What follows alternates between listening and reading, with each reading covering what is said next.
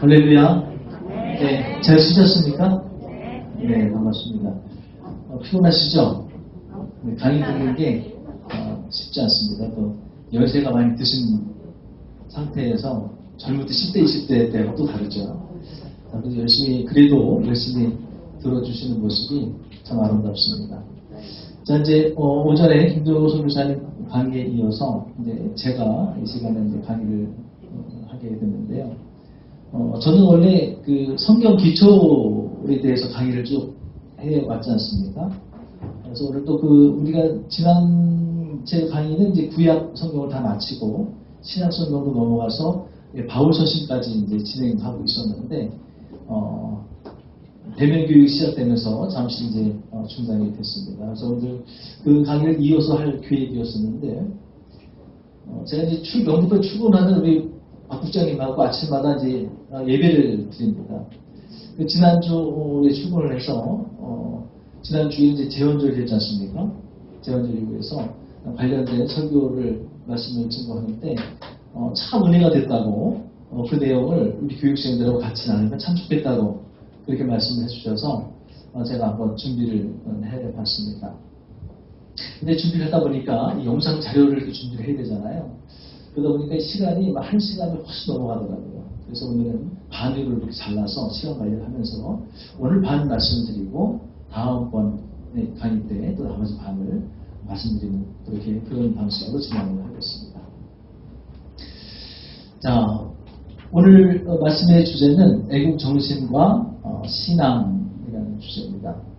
부제로는 영적 지도자의 역할과 중요성. 영적 어디나 마찬가지겠습니다만은 모든 조직에는 지도자가 중요하죠. 어떤 지도자를 만나냐에 따라서 그 조직이 사활이 걸려 있습니다. 그리고 그 조직에 속해 있는 조직원들의 또 사활이 걸려 있기도 하죠. 우리나라가 이렇게 남과 북이 원래 한 나라였죠. 조선이라고 한 나라였는데 갈라져서 지도자가 각각 다른 지도자가 세워졌습니다. 근데 북한에 어떤 지도자가 세워졌느냐, 또 남한에 어떤 지도자가 세워졌느냐에 따라서 상황이 그 조직의 그 나라의 상황이 또 백성의 상황과 또 모습, 상태가 너무나도 달라지는 거예요. 이게 우리나라를 예를 들어서 조선을 예를 들어서 말씀을 드렸습니다만 세계 역사, 세계 어느 나라를 봐도 다 비슷해요. 지도자가 누구냐에 따라서 상황이 또 백성들의 생활의 모습이 삶이 완전히 달라지는 것을 볼 수가 있습니다. 그래서 이 육적인 세상적인 이런 지도자도 중요하지만 또 더 중요한 것이 뭐냐면 영적인 지도자의 역할. 한 교회의 영적 지도자가 누구예요? 목사죠. 네, 목사님입니다. 근데 어느 목사님이 그 교회를 다니냐에 따라서 또 그 교회와 그 성도들의 모습이 아주 달라집니다. 그래서 지도자의 역할은 참 중요하다. 그래서 오늘 강의의 핵심은 어떤 지도자를 우리가 만났느냐, 그리고 그 지도자가 하나님의 사람이었느냐, 하나님의 사람이 아니었느냐, 그리고 하나님의 사람이 어떠한 모습으로, 어떠한 신앙으로 우리 나라를 다시 일으켜 세웠느냐, 이런 말씀 위주로 해서 이 말씀 강의를 진행을 하려고 하는데, 아마 뒷부분은 아마 다음 시간에 말씀을 드려야 될 것 같습니다. 제가 10분 쉬고 시작했으니까 한 12시까지 하면 맞을 것 같아요. 시간을 잘 지켜서 하겠습니다. 하나 넘겨주시죠. 네. 자, 오늘 강의의 내용은 본문 주제 성경은 히브리서 11장 24절로 25절까지 말씀입니다. 자, 우리 한 목소리로 한번 읽어볼까요? 시작. 믿음으로 모세는 장성하여 바로의 공주의 아들이라 칭함받기를 거절하고 도리어 하나님의 백성과 함께 고난받기를 잠시 죄악의 낯을 누리는 것보다 더 좋아하고 그리스도를 위하여 받는 수모를 애굽의 모든 보화보다 더 큰 재물로 여겼으니 이는 상 주심을 바라봅니다. 아멘. 히브리서 11장 24절로 25절까지의 말씀인데요. 자, 이스라엘 백성은요 애굽에서 종살이를 했습니다. 노예살이를 했습니다. 근데 모세라고 하는 좋은 지도자를 만나서 그들이 노예에서 해방돼서 젖과 꿀이 흐르는 약속의 땅 가나안 땅까지 들어가서 오늘날까지 물론 이제 그 가운데 많은 우여곡절이 있었습니다만은 오늘날 유대인 그러면은 유대인이 세계 경제를 다 잡고 있습니다. 미국이 지금 제일 잘 사는 나라. 그렇지만 그 미국의 실질적인 경제권을 잡고 있는 것은 유대인들이라고 그랬죠. 노벨 평화상을 가장 많이 받은 사람들이 누구에도 유대인들이라고 그래요. 유대인들을 무시할 수가 없습니다. 그렇게 이렇게 그 유대인들이 노예 생활을 했었는데 그래서 오늘날은 이렇게 세계를 움직이는 그런 사람들이 됐고 나라가 됐는데 거기에는 결정적인 한 사람 누가 있었어요? 예, 모세라고 하는 지도자가 있었다. 그리고 우리나라에도 그런 지도자가 있었다는 거예요. 그게 누굴까요? 네, 그건 다음 시간에 말씀드리도록 하겠습니다. 자, 제원절이었습니다. 한 장 넘겨주시죠.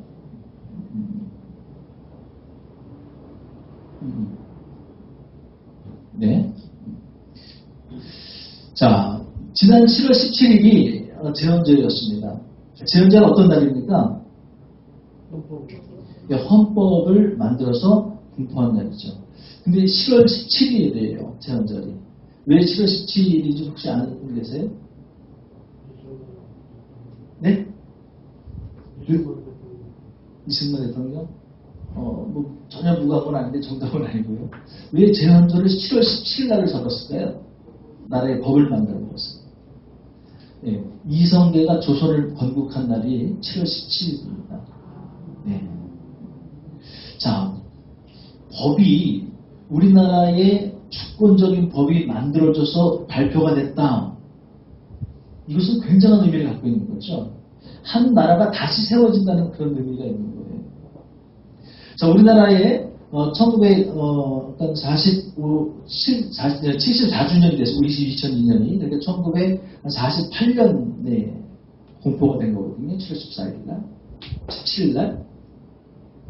그런데 이 대한민국에 자주적인 법이 만들어지고 공포가 되었다는 것은요, 어떤 의미가 있냐면은 우리나라의 주권이 회복됐다는 겁니다. 주권이.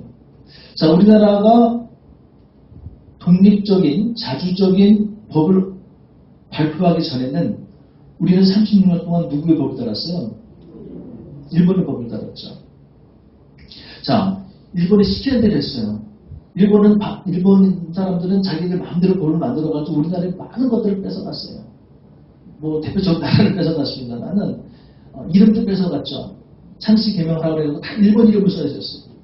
그리고 우리나라 고유의 이 참투 다 피고 있었잖아요. 조상이 물려준 머리이기 때문에 이거 건드리면 안 된다. 아주 철두철미하게 지켰지 않습니까? 우리 선조들은. 근데 이거 다 잘라. 차라리 이걸 상투를 자르려면 차라리 뭘 자르라? 내 목을 잘라라. 그런 분들이 참 많이 계셨어요. 난 못 자른다. 근데 어떻게 해요? 법을 바꿔가지고 법이야 따로 이렇게 한 거예요. 다 빼나갔어요. 또 학교 가고 학생들이 우리 조선 말씀은 어떻게 했어요? 손 빡 때리는 거야 선생님이. 예, 그리고 부리주 우리나라 말 못 쓰게 했어요. 일본 다 빼나간 거예요. 법을 바꿔가지고. 자, 이렇게 법이 없다는 것은 결국은 뭐예요? 나라를 뺏긴 거예요. 주권을 다 뺏긴 거예요. 이 땅에서 살아가기는 하지만 이 땅의 주인으로 살아가는 것이 아니라 뭐로 살아가고 있는 거예요? 노예로 살아가는 거예요. 그렇기 때문에 이 대한민국에 우리나라 고유의 법이 만들어졌다는 것은요, 그 잃어버린 그 주권을 회복했다는 거예요. 다시 이 땅의 주인으로 살아갈 수 있게끔 되었다는 겁니다. 굉장히 의미가 있는 거예요. 자, 이렇게 법이 만들어진 그 배경이 여러 가지 또 있는데, 그럼 차차 이제 말씀을 나누도록 하겠습니다. 넘겨주십시오.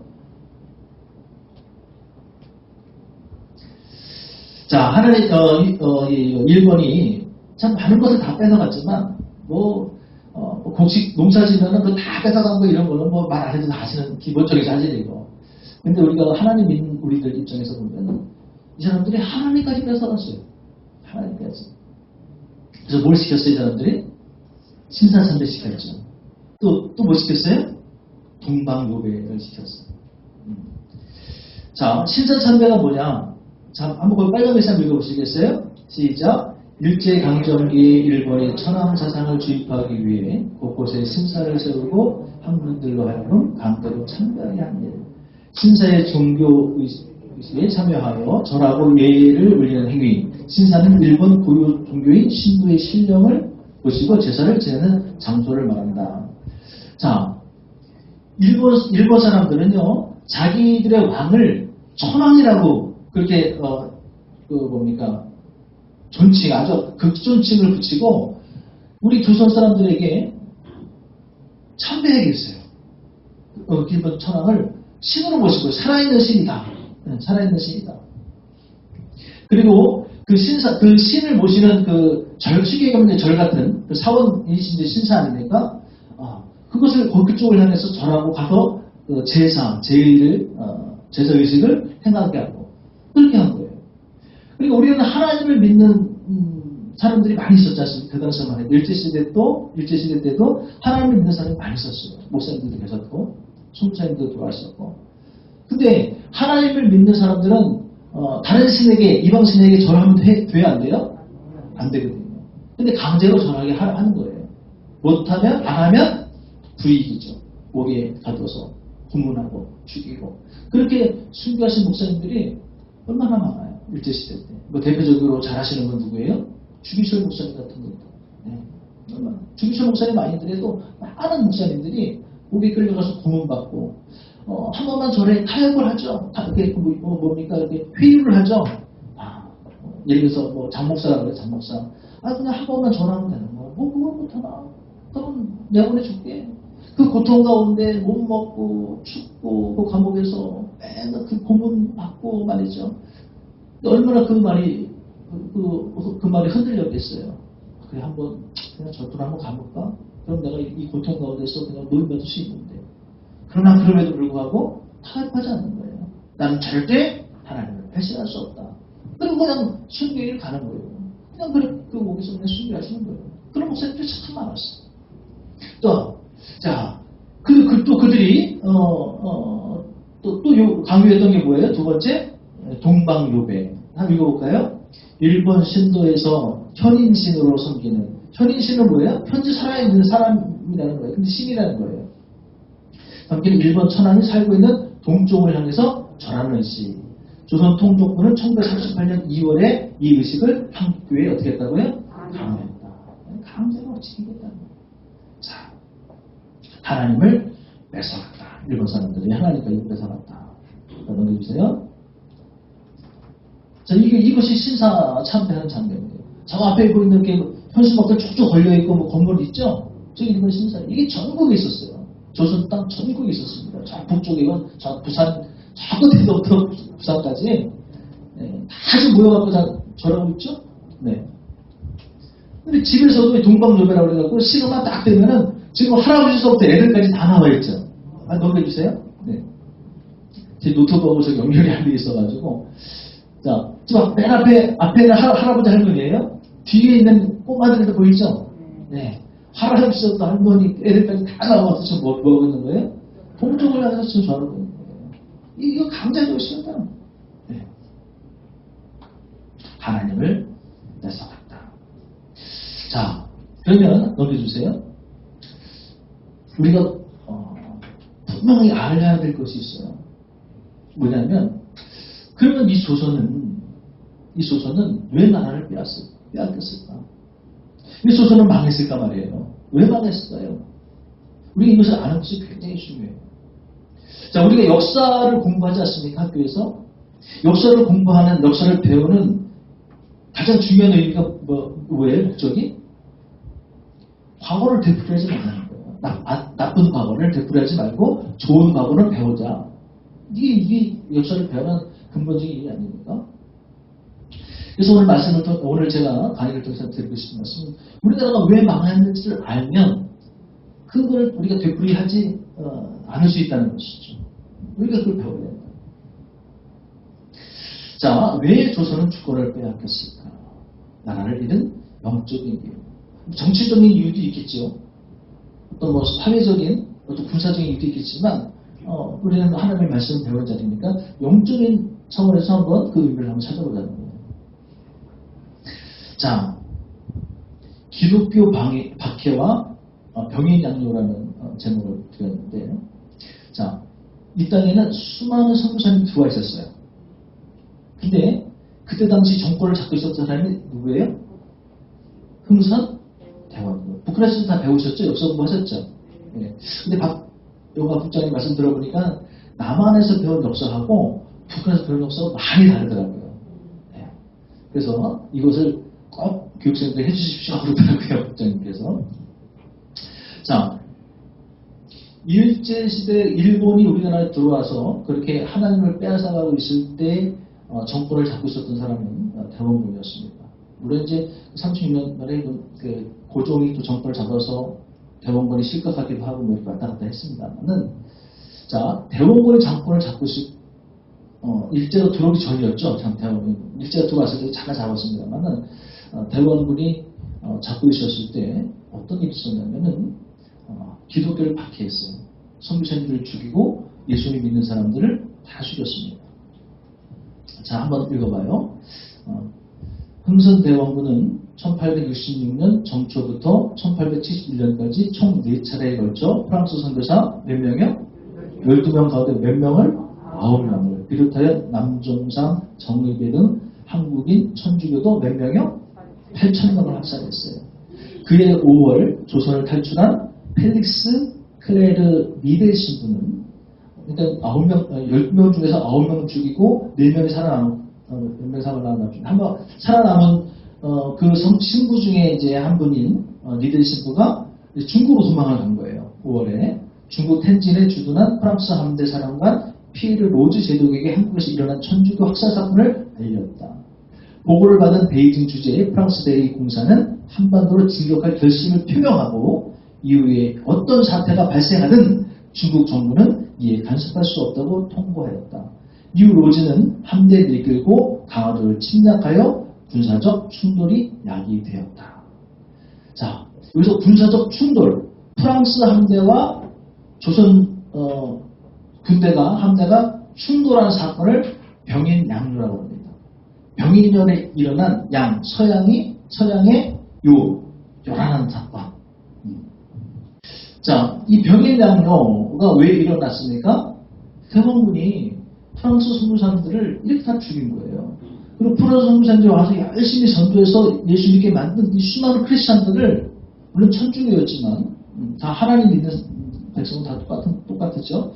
물론 이제 천주교와 개신교가 다른 차이점들이 있어요. 그것까지 다 말씀드리면 시간이 많이 걸리고요. 일단 복음을 들고 들어왔는데 다 죽였어요. 예수님을 죽이고. 네, 감사합니다.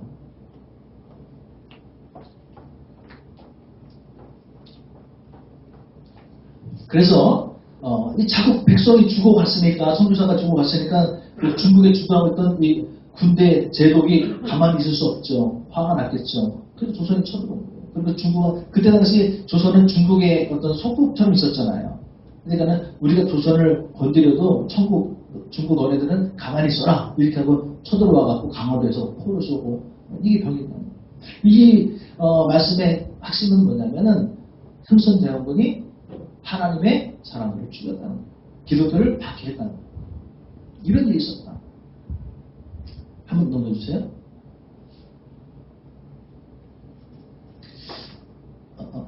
두 장이 넘어갔습니다. 또 거꾸로. 네네. 자, 어떻게 죽였냐면 저기 그 절벽 꼭대기에 건물 하나 보이죠? 여기가 어디냐면 이제 절두산 성지입니다. 저 당산동 합정동에 가면은 절두산 성지라고 있어요. 절두 어떤 의미일까요? 절은 잘 넣었다는 얘기죠. 두는 머리 두자죠. 머리를 잘 낸 산이 절두산이에요. 그 옆에 보면은 지금 묶여가지고 무릎 꿇고 있는 사람들이 하얀 옷 입고 다리 천주교들이죠. 네, 예수 믿는 사람들이었고, 포졸들이 목을 치고 있죠. 그리고 목을 잘라서 밑으로 좀 밑에는 한강물입니다. 지금은 이제 현대의 사진은 밑에 물이 없지만 조선시대는 저렇게 물이 많았다고 그래요. 8,000명 그 이후에도 막 계속 죽였어요. 그러니까 저 밑에 그때 당시 기록에 보면은 저 한강물이 다 핏빛으로 빨갛게 물들 정도로 8,000명을 목을 매서 죽였어요. 얼마나 많은 피가 낭자했겠습니까? 그 떨어뜨려 죽인 거예요, 저 밑으로. 예. 그게 원래 거기가 이제 순교자 성지로 이렇게 꾸며놨어요. 예. 한번 기회 되면 한번 여러분 같이 갔으면 좋겠어요. 예. 저 절벽 꼭대기에서 목을 쳐가지고 저 밑으로 떨어뜨려 죽인 거예요. 한강을. 누가 그랬어요? 태왕군이 조선시대 전문가입니다. 네. 한잔 넘겨주세요. 지금 우리가 제가 무슨 말씀 드리려고 하냐면, 왜 한국이, 조선이 이렇게 망할 수밖에 없었느냐, 그 영적 의미를 한번 찾아보자는 거예요. 자, 또 어떤 일이 있었냐면, 이 신미양이라는, 또 서양하고의 어떤 그 전투가 있었습니다. 자, 신미양은 어떻게 일어났느냐, 자, 이때 이제 선교사님이 처형이 됐는데요. 자, 2번 또 밑에 읽어보겠습니다. 미국은 1866년 7월 제너럴 셔먼호 사건을 계기로 두 차례 탐문 항행을 실시하면서 제너럴 셔먼호 사건에 대한 응징과 조선과의 통상 관계 수립을 목적으로 1871년 조선을 침략했다. 자, 신미하면은 미국이 조선을 침략한 사건으로 기록이 되어 있는데, 근데 이유가 있었어요. 결정적인 이유, 침략하게 된 그 제너럴 셔먼호 사건이었거든요. 이 제너럴 셔먼호 사건이 뭐냐면, 그 밑에 또 써있죠. 1866년 고종 3년에 7월, 고종 3년 7월, 미국 상선 제너럴 셔먼호가 평양에서 국민의 화공으로 불타버린 일. 자, 이 제너럴 셔먼호라는 어떤 상선이 있었어요. 중국에 있었거든요. 근데 거기 토마스라고 하는 선교사님이 타고 있었어요. 이분이 중국에 계시는 선교사님이었는데, 이제 중국에서 선교하다 보니까, 옆에 조선이라는 땅이 있거든요. 그러니까 선교사님, 아까 우리 김종호 선교사님도 말씀하셨습니다만, 선교사의 어떤 사명은 뭐예요? 가득차고 복음을 전하는 거잖아요. 미전도 종족. 미전도 종족이라는 얘기가 이제 전도되지 아니한 종족. 종족은 뭐 나라가 될 수도 있고, 백성도 될 수 있죠. 그렇죠? 여기서 거기 미전도 종족에 가가지고 복음을 전하는 선교사님들의 주 업무거든요. 그러니까 중국 가서 복음을 전하는데 옆에 조선이라는 나라가 있는데 거기에 미전도 종족이에요. 복음이 안 들어갔어. 그러니까 선교사님이 그 땅에서 복음을 전하고 싶을까요? 안 전하고 싶을까요? 전하고 싶죠. 학수고대하면서 기도했겠죠. 근데 어느 날 제너럴 셔먼호가 무역하기 위해서 조선을 간대요. 올라탄 거예요. 올라타고 거기 따라다녀가지고 내가 복음을 전해야 되겠다. 이렇게 기쁘게 따라다녀가는데 흥선 대목은 어떤 정책을 썼어요? 쇄국 정책. 열수할 때 잠그다, 나라를 쇄국. 나라를 잠근 거예요. 서양 문화와 문물을 안 받아들이는 거예요. 그러니까 서양 배가 들어오니까 어떻게 해요? 안 받아들이죠. 네. 그러니까 이제 포를 쏘고, 물러나는 나무라 포를 쏘고, 이제 전투가 벌어진 거죠. 이때 이제 배가 붙어서 이제 내려가는데, 그때 이제, 육지로, 토마스 선교사님이 이제 살아서 육지까지 왔죠. 근데 그때 이 군사들이 조선 군사들이 있었겠죠. 호주도 있었고, 이 사람들이 보니까 너 뭐냐 하는데 말은 안 통하는데 토마스 선교사가 복음을 전하는 게 목적이기 때문에 성경책을 하나 들고 있었어요. 이걸 이제 이렇게 보인 거예요. 이때 당시 이 포졸들 군사를 지휘했던 사람이 이충권이라는 사람이 있었는데. 근데 물론 이게 무슨 책인지 모르잖아요. 그리고 이제 외세는 무조건 나쁘다 이렇게 인식이 되기 때문에 이제 무시를 했죠. 그리고 이제 토마스 선교사님 보이죠? 저 가운데 무릎 꿇고 있는 그리고 그냥 거기서 목을 친 거예요. 선교사님을. 그리고 그 배는 불태운 거예요. 이쪽 왼쪽 저 불타는 거 보이죠? 예. 저 배에 미국 국기 보이고 조그맣게 나오는데, 예. 선교사 하나님의 복음을 들고 들어왔는데. 완전히 배척을 하고 배격을 한 거죠. 참 재밌는 얘기는, 이렇게 해서 그 성경책이 이제 전해졌습니다. 조선 땅에 전해졌는데, 이 성경책이 이제 돌고 돌아가지고 천도고리가 됐겠죠. 어떻게 하다가 어느 주막까지 이게 흘러 들어갔어요. 근데 주막의 주인장이 종이거든? 거기 써있는 그런 무슨 글인지 잘 모르겠어. 이제 번역된 조선어 성경이긴 하지만 이해가 안 돼, 내용이. 근데 종이니까, 옛날에는 이게 창호지잖아요. 문에도. 근데 구멍 나오고 그러잖아요. 그러니까 그 종이 질이 좋거든? 예. 그걸 이제 구멍 나고 그러면 그걸 해서 풀치다가 걷등에 붙이는 거야. 또 이제 2배지 더러워지면 벽에도 붙이고 이렇게 붙여놓은 거예요. 근데 거기서 이제 중학교니까 오늘 같은 오늘날 말하면 여관 같은 데잖아요. 손님들이 이제 들락나서 자고 그러잖아요. 근데 어떤 손님이 자려고 누웠다가 이렇게 벽에 보니까 글씨를 써져 있거든? 이렇게 읽어봐 그냥 무슨 뜻인지도 모르고 이렇게 쭉쭉 읽어보니까 읽다가 은혜를 받은 거야. 야, 하나님이라는 분이 있고 그 하나님을 믿으면 복을 받는다더라. 뭐 그래가지고 저게 뭔가 처음 보는 이래가지고 성경적인 어떻게든 물어가지고 저게 서양 종교다. 성경이라는 건 어떻게 알게 돼가지고 물어 다녀가지고 그 성경책을 구하기 시작하고 그게 이제 그 성경책을 파는 이제 매서인들이 또 등장하게 되고 이래갖고 그게 그 토마스 선교사가 목숨을 버리면서 떨어뜨리고 간 성경 한 권에 의해서 이 성경이 보급되고 복음이 보급되는 놀라운 하나님의 일을 하시는 거예요. 네. 자, 저기 너무 많이 넘어갔어요. 네. 그래서 이제 다시 아까 말씀을 다시 드리면 결국 기독교를 박해하는 일이 조선에 있었다는 거예요. 선교사를 죽이는 일이 있었다는 거예요. 자, 왜 조선이 망했느냐 이 말씀 드리는 거예요. 자, 또 다른 이유를 한번 찾아보죠. 넘겨주세요. 자, 당시에는 이제 아주 권력가 중에서 아주 큰 권력을 갖고 있던 사람이 누구냐면 누구죠? 민비. 민비가 저기 대원군의 며느리거든요. 고종이 대원군의 아들이고요. 그래서 대원군의 아들의 부인 왕비가 민비였어요. 민비였는데, 근데 이 민비가 그 기록에 의하면 이제 뭐 역사라는 것은 평가하는 사람에 따라서 좋게도 평가되고 나쁘게도 평가되지 않습니까?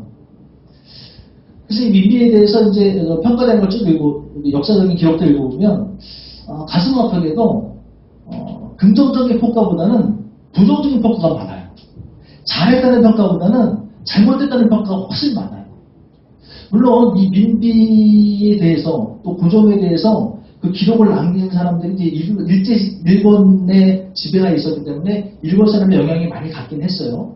근데 일본 사람이 쓴 기록 말고 이때 당시 미국 선교사님들, 해외 선교사님들, 뭐 해외 대사들, 외교관들도 많이 들어와 있거든요.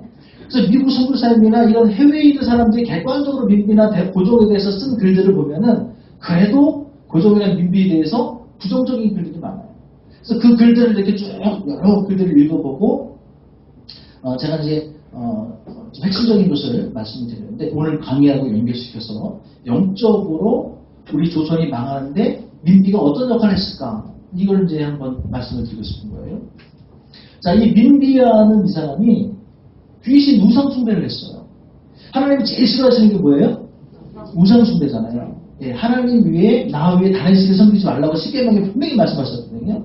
자, 근데 이 민비가 선교사님들이 많이 들어와 있어서 복음을 받아들일 수 있었는데도 귀신을 섬겼어요. 자, 어떻게 귀신을 섬기게 됐냐면, 그리고 그 귀신을 섬기는 것에 끝나는 게 아니라 자기 하나 믿는 것에 끝나는 게 아니라 그것을 정치에 관여를 시켰어요. 정치 나라를 다스리는 일에 이 귀신을 이용했다니까요.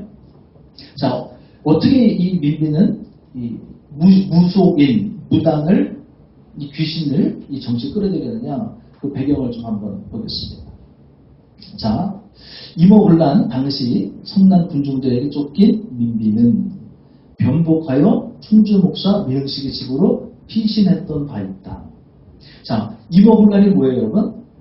북한에서 배우셨습니까? 이모군란? 잘 기억 안 나시죠? 배우셨어요? 제가 말씀드릴게요. 이때가 이제 왕이 고종 황제였거든요. 고종이었거든요. 그리고 민비였는데, 이 민비하고 고종이 자기만 잘 먹고 잘 살기 위해서 그 세금들을 막 뜯어내고, 그때 당시 군대에게 월급을 안 준 거예요. 자기는 잘 먹고 잘 살면서, 자기 백성들 잘 먹고 잘 살 때 해야 되잖아요. 나는 못 먹어도. 북한이 누구랑 똑같아요? 김일성, 김정일. 진짜 똑같으죠. 네. 백성은 막 굶어 죽는데. 그러니까 13개월치 월급을 못 받은 거예요, 군사들이, 군인들이. 그러니까 얼마나 고통스러워요. 근데도 그 어렵게 참고 참았는데 오늘날 쌀이라고 줬어요. 그런데 가만히 열어보니까 막 오래돼가지고 막 나랑내라고 그러죠, 왜? 냄새도 나고 모래까지 섞여 있는 거예요. 그러니까 너무 화가 난 거야. 아니 우리를 무시해도 너무 무시한 거 아닌가. 이래가지고 이제 반란을 일으켰죠, 군인들이. 이것이 이모년에 일어난 반란, 군사 반란이 이모군란이에요.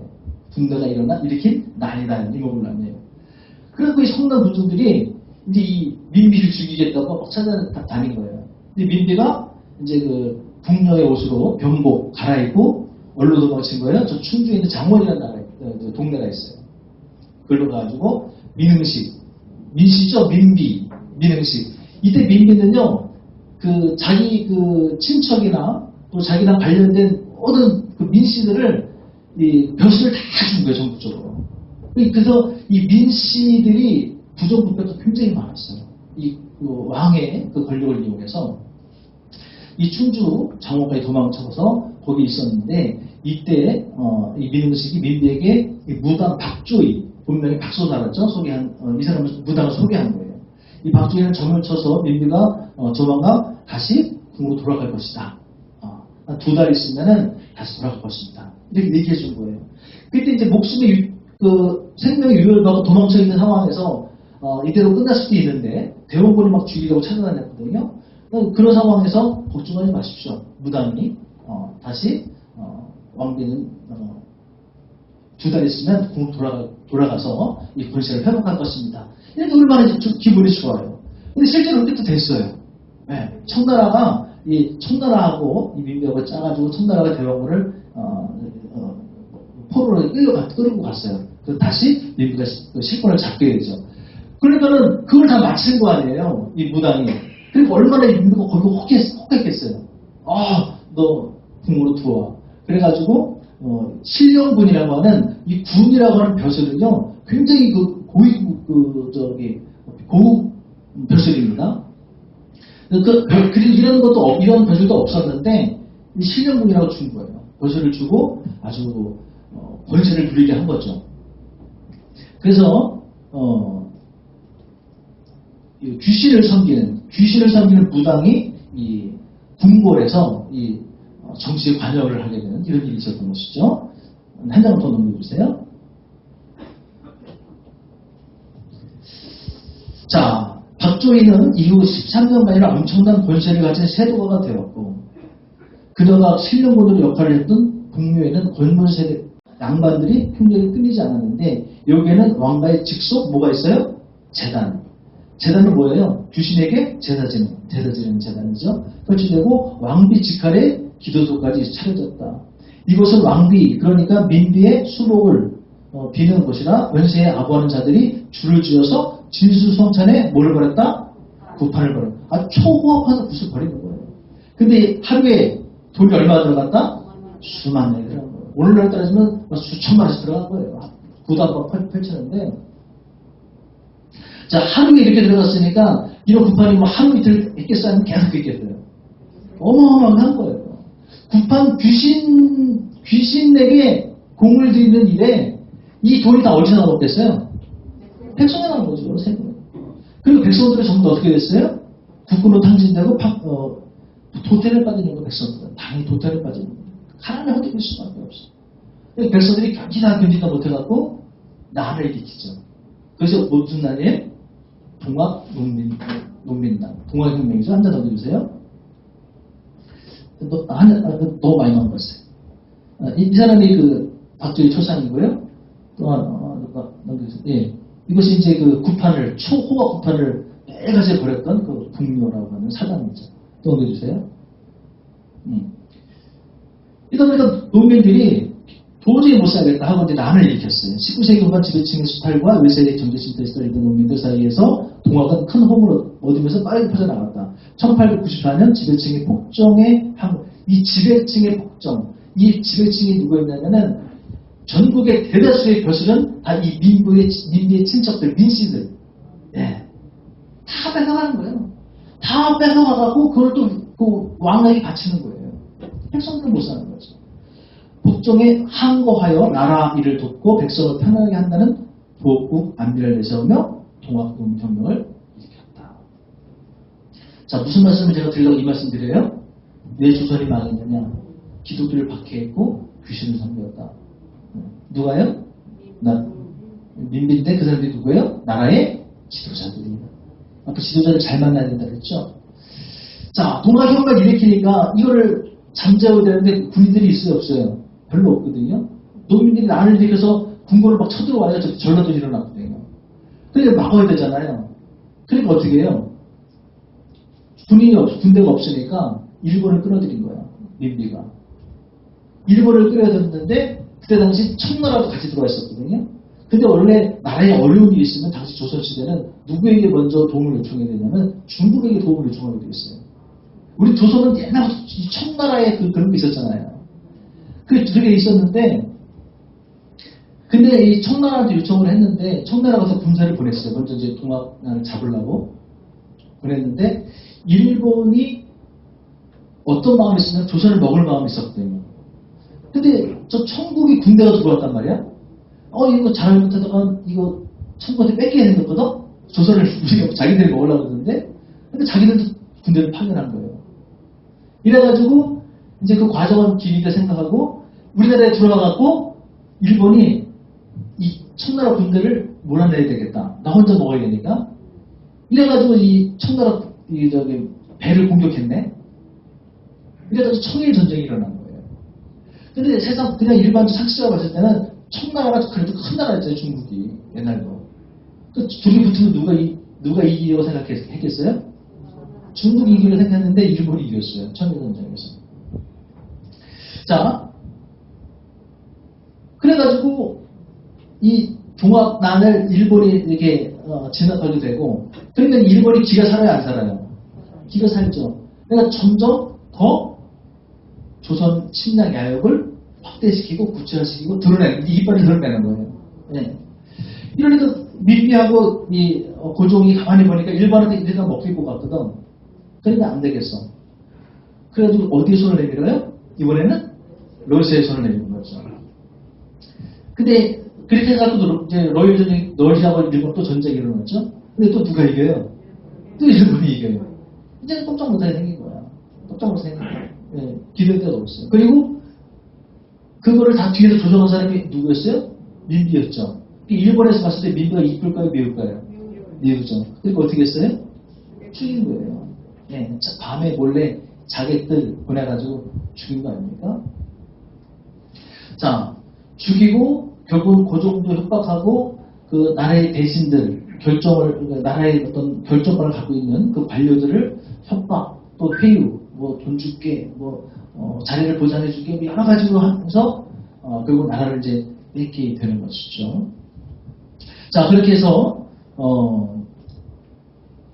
그 나라의 그 외교권을 이제 뺏기 위해서 14년에 그들이 이제 고종 황제부터 시작해서 대표적인 관료들을 이제 다 불러 모았죠. 근데 고종은 이제 좀 참여하고 싶지 않았겠죠.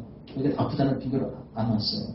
그리고 이완용을 비롯해서 이제 관료들이 9명 정도 관료들이 모였는데 그때 5명은 그 찬성한 도장을 찍었고 4명은 반대했죠. 그래서 그 5명 중에서 이제 5명에 의해서 나라의 외국교원이 1905년에 그게 을미년입니다. 그래서 을미 사변 이렇게 얘기도 하고 을미 늑약이라고 하죠. 약속 늑탈당했다는 약속을 늑탈당했다. 그래서 그 5명을 을사오족이라고 하죠. 다 아시네요. 5명, 을사년에 5명의 도둑이라는 도적이라는 도적, 역적이라는 뜻이죠. 그리고 5년 뒤 1910년에 이제 한일 합병에 강제 도장을 찍게 돼서 나라를 완전히 빼앗기게 되는 것이죠. 이 조소가 조약이 이루어졌다는 것을 알고 백성들이 난리가 났죠. 민영한 대감 같은 경우에 자결을 하죠.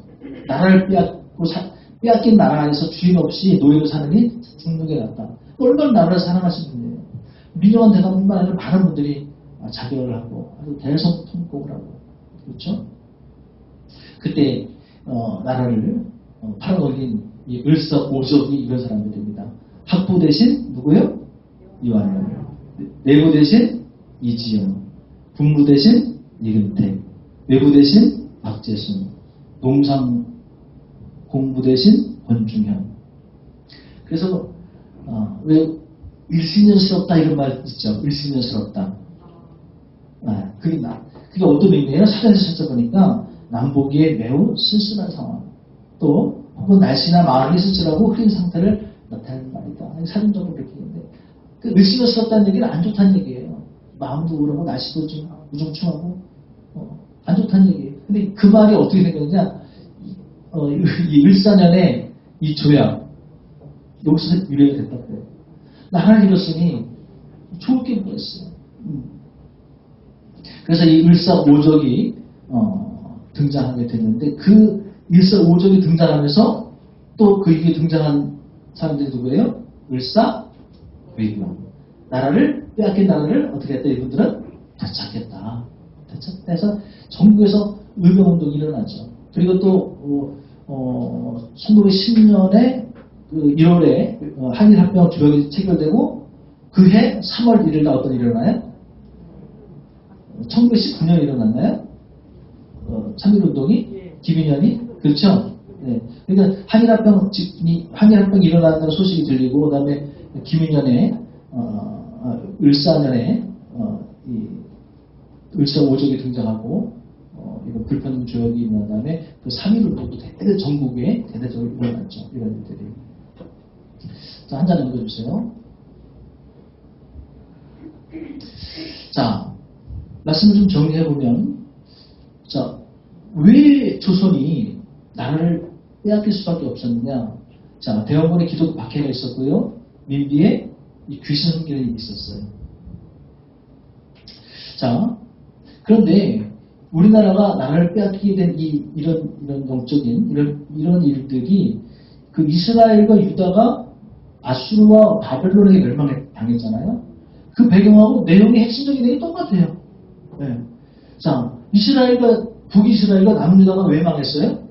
핵심은 우상숭배였거든요. 하나님 위에 다른 신들을 섬겨, 바알이라든지 뭐 아세라 여신이라든지 이런 이방신들을 섬겼거든요. 하나님의 선지자를 수없이 보내가지고 그 이방신을 섬기는 자리에서 떠나라. 하나님께 돌아오라. 수없이 얘기했지만 돌아왔어요? 안 돌아왔어요? 안 돌아왔거든요. 그러니까 결국 하나님께서 아수르라고 하는 강대국, 바벨론이라는 강대국을 통해서 멸망시켰잖아요. 그 포로로 다 끌려갔잖아요. 70년 동안 노예생활 했잖아요. 그리고 이스라엘은 황폐화됐잖아요. 똑같아요, 배경이.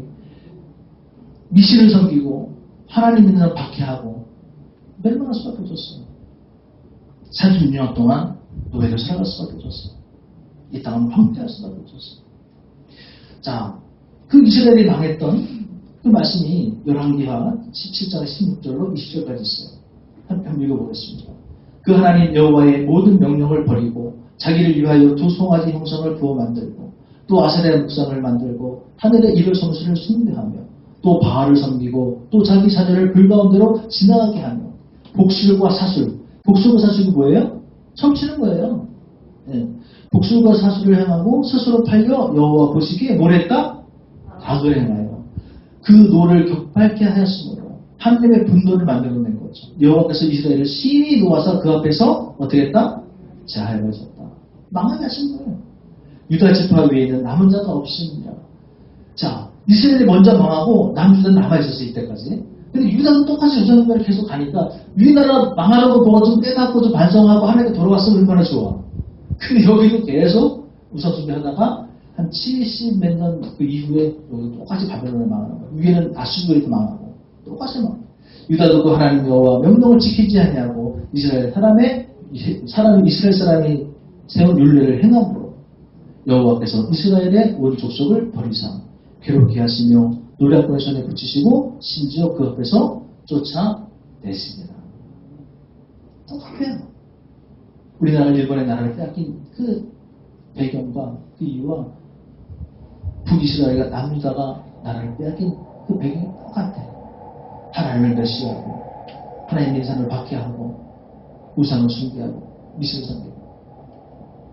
자, 이렇게 해서 우리 조선은 500년 동안의 역사가 사라지게 됐다. 빼앗겼다. 문제 넘겨주세요. 네. 자, 오늘 강의는 여기까지 하겠습니다. 조선이 왜 망했는지 영적 의미를 이제 좀 이해가 됐어요? 네. 하나님을 부인하는, 우리가 수없이 이 강의를 통해서 교육에서 말씀드렸잖아요. 하나님을 부인하면요, 반드시 망해요. 그러니까 대표적으로 하나님을 부인하는 사상이 공산주의잖아요. 하나님은 없다.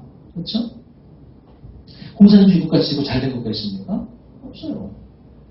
자, 우리나라도 똑같이 그 역사를, 전철을 밟았다. 자, 그 중요한 건 뭐냐면, 제가 이제 시간 때문에 여기서 이제 일부는 여기까지 하는데, 우리나라가 그래서 이렇게 망했잖아요. 일제한순주만에. 근데 중요한 거는 그렇게 철저히 망한 나라. 또 그 해방되자마자 한 몇 년 있다가 6.25 터졌어요. 그래서 그렇지 않아도 일본이 다 뺏어갖고 완전히 그렇게 초토화된 나라에 전쟁까지 터져갖고 더 초토화 됐잖아요. 그 미군들이 전쟁 끝나고 가면서 그랬다는 거예요. 아니 어떻게 이렇게 망해도 이렇게 망하나. 세계 최빈국 됐잖아요. 싹 망했잖아요. 근데 중요한 건 뭐냐면 그렇게 망해도 아주 철저히 망했던 이 대한민국 조선 땅이 불과 100년도 안 돼가지고 세계, 아까 선생님 말했죠. 세계 10위권은 다 가야 되잖아요. 네. 어떻게 이렇게 축복된 나라로 다시 살아날 수 있었냐는 거예요. 이게 또 중요해요. 그래서 다음 강의가 다음 달이죠. 다음번에 제 강의가 아주 중요합니다.